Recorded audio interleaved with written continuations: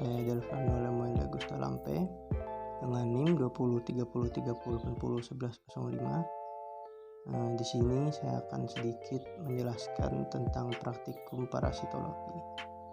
Nah, sebelum kita menuju ke praktikumnya, sini saya akan memberikan tujuan dari praktikum itu sendiri. Untuk tujuannya itu adalah mengidentifikasi telur cacing dan larva Pragonimus westermani. Sebelum itu, di sini saya akan menjelaskan sedikit tentang cacing tersebut. Cacing ini dengan jenis P. westermani memiliki habitat di paru-paru. Cacing ini tergolong ke famili Troglotremitidae. Cacing ini menginfeksi saluran pernapasan. Laporan mengenai kasus ini terjadi pada abad ke-19 di negara Taiwan. Nah, untuk ukuran cacing ini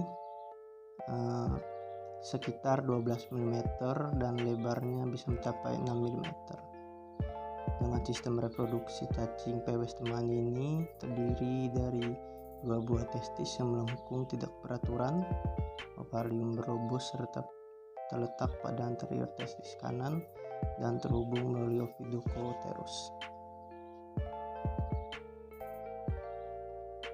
Nah, untuk cacing dewasa westermani ini berpasangan. Biasanya ditemukan terbungkus dalam bronkiolus paru-paru orang terinfeksi Pragonomiasis. Nah, biasanya telur yang mengandung embrio atau zigot yang belum terselubung dikeluarkan bersama dahak ketika kapsul menutupi cacing dewasa pecah. Nah, parasit ini akan menimbulkan gejala utama seperti sesak napas disertai batuk, disertai darah juga, atau batuk berdahak kecoklatan. Seringkali gejala ini salah didiagnosis sebagai tuberkulosis.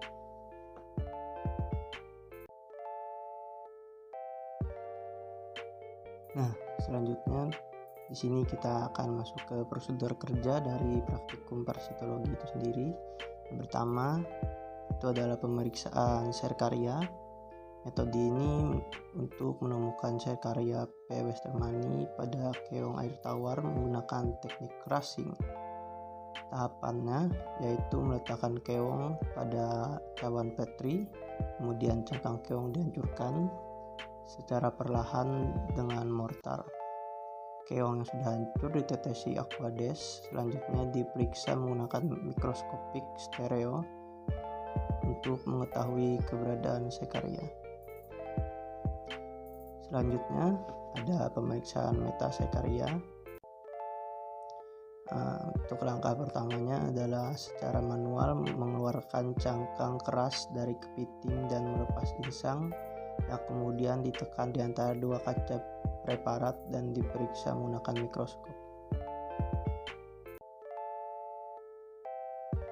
Langkah keduanya adalah mengambil jaringan hepatopankreas, aduk rata di dalam karapas, yaitu bagian keras dari krustasea, dan pindahkan adukan ke dalam gas kimia. Aquades ditambahkan ke dalam adukan, sedimen dibiarkan mengendap selama 5 menit, dan kemudian supernatan dituangkan. Pencucian sedimentasi ini diulangi sampai cairan supernatan dipindahkan melalui saringan stainless mesh ke dalam gelas kimia. Proses sedimentasi diulangi sampai supernatan jadi jernih dan sedimen diperiksa menggunakan mikroskop.